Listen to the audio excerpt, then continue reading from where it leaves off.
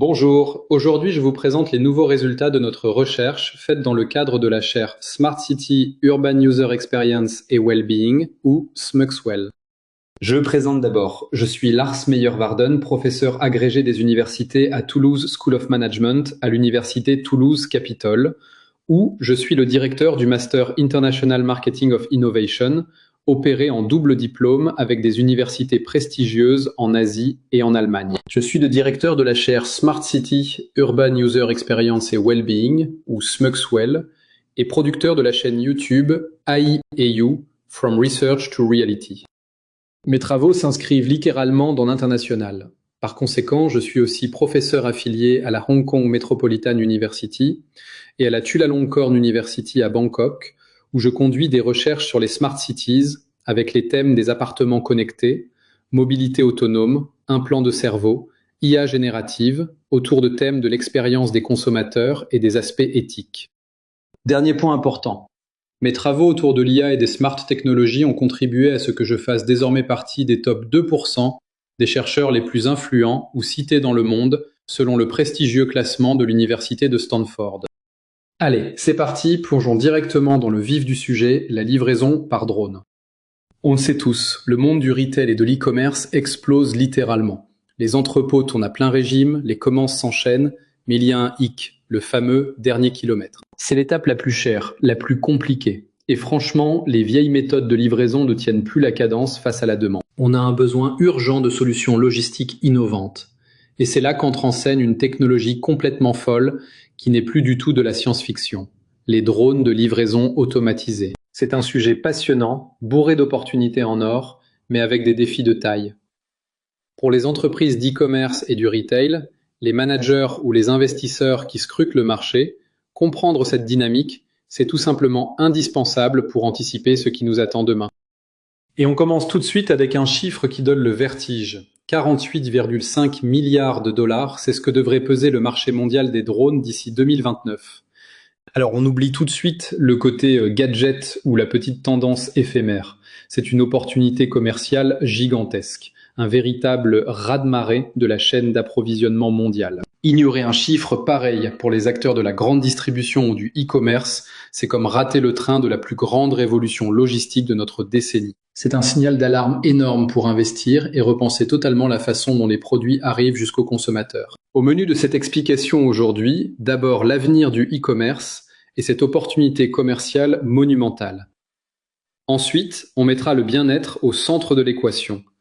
On abordera les risques technologiques majeurs, le fameux paradoxe écologique, et on finira par des stratégies ultra concrètes pour les décideurs. Le but, c'est vraiment de décrypter la réalité du marché pour y voir clair.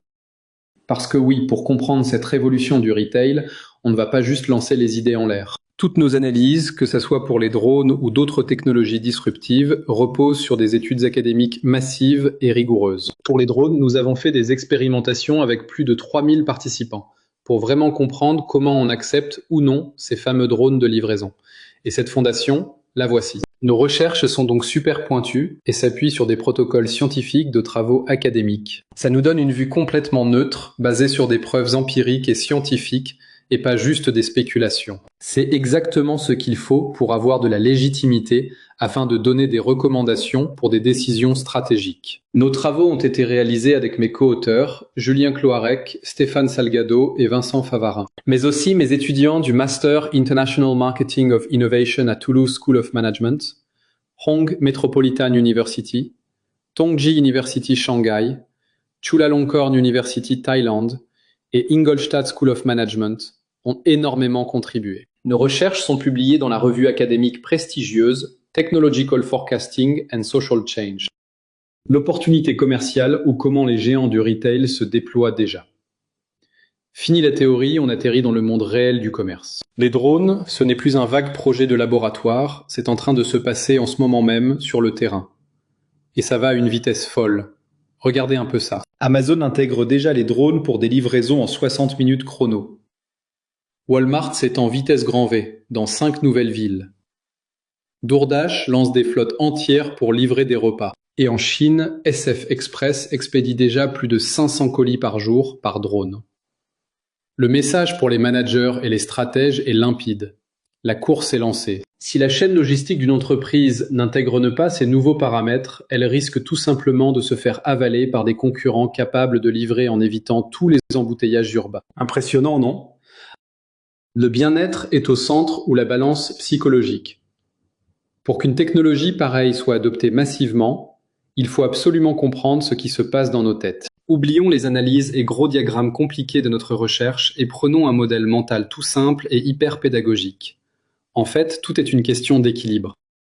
D'un côté, on a des avantages commerciaux indéniables, une vitesse de livraison hallucinante et une image écolo super positive puisqu'on réduit les émissions de CO2. Mais de l'autre côté, pèsent des risques technologiques vraiment lourds comme les cyberattaques ou les accidents. Et qu'est-ce qui fait pencher cette balance? C'est le bien-être du consommateur qui se trouve pile au centre comme point d'appui. Adopter une technologie, ce n'est pas juste un calcul froid et utilitaire, c'est avant tout une question d'émotion, de confort et d'un sentiment global de sécurité. Pour être super clair, quand on parle de bien-être dans le retail et le e-commerce, on ne parle pas de faire une séance de yoga à la relaxante. C'est la satisfaction immédiate de recevoir son colis en quelques minutes à peine. C'est le fait d'avoir un vrai contrôle psychologique sur sa journée sans attendre indéfiniment un livreur. Et puis c'est aussi cette petite fierté, cet alignement positif de se dire que notre livraison n'a pas pollué l'air avec un vieux camion diesel. C'est ce cocktail émotionnel très précis qui motive réellement l'adoption par le grand public. De l'autre côté, il y a les risques technologiques majeurs. En gros, qu'est-ce qui pourrait mal tourner? Il faut être réaliste. Il y a des points de friction énormes qui pourraient totalement ruiner de gros investissements si on ferme les yeux. Notre recherche est catégorique sur ce qui fait peur. En numéro 1, les accidents physiques. Penser qu'un engin volant pourrait s'écraser ou percuter quelqu'un, ça détruit la confiance en un clin d'œil. Numéro 2, les cyberattaques. Un drone piraté en plein vol avec sa cargaison volée ou détournée, c'est un vrai cauchemar de sécurité. Et enfin, le point majeur, l'invasion de la vie privée. Les drones sont bourrés de capteurs et de caméras. L'idée d'être filmé par un robot livreur au-dessus de son propre jardin, ça génère une anxiété très forte. Et fatalement, tout ça bloque complètement l'adoption. La grande question stratégique pour tout acteur du e-commerce devient donc évidente. Face à des peurs aussi légitimes, comment on s'y prend pour gagner la confiance des consommateurs? Comment faire accepter cette petite part de risque qui accompagne inévitablement l'innovation? C'est ce qu'on appelle le paradoxe écologique, avec l'écologie comme bouclier moral.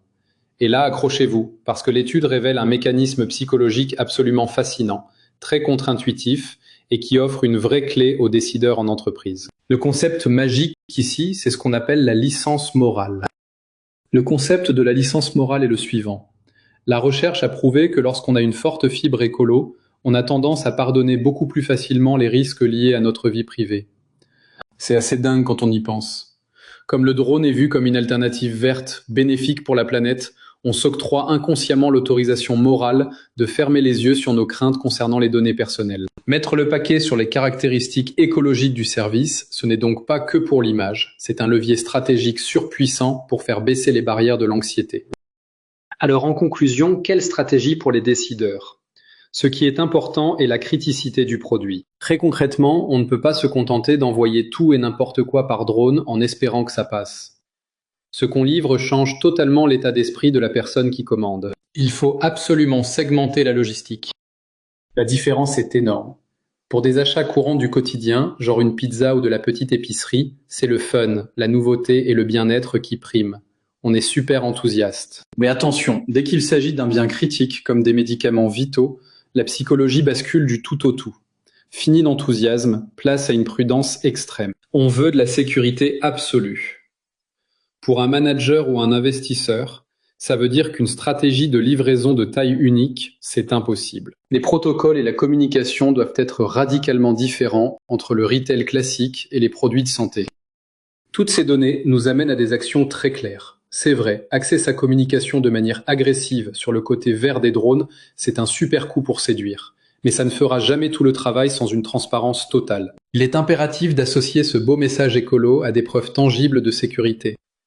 Publier des données de fiabilité en béton, expliquer clairement les protocoles anti-piratage et installer des zones de dépôt extrêmement sécurisées. C'est la seule façon de rassurer définitivement sur les risques d'accident et la confidentialité. Pour clore cette explication, Gardons bien cette réflexion à l'esprit. La technologie, elle est là. Les mastodontes du e-commerce et du retail font déjà voler leur flotte. Mais la clé du succès, la vraie, ne se jouera pas seulement sur la taille des batteries ou les algorithmes de vol. Elle se jouera sur la capacité à placer le bien-être du consommateur, la sécurité et l'écologie en plein cœur de l'expérience client. Le message du bien-être est central, comme dans toutes nos recherches. Il faut ajouter des KPI comme le bien-être dans le management et le marketing à côté de la satisfaction. Cette dernière est importante, mais pas suffisante pour la fidélisation. Pour fidéliser, il faut désormais créer du bien-être client. Il est grand temps d'évaluer nos modèles de management, d'embrasser cette immense opportunité commerciale et de se préparer au ciel de demain.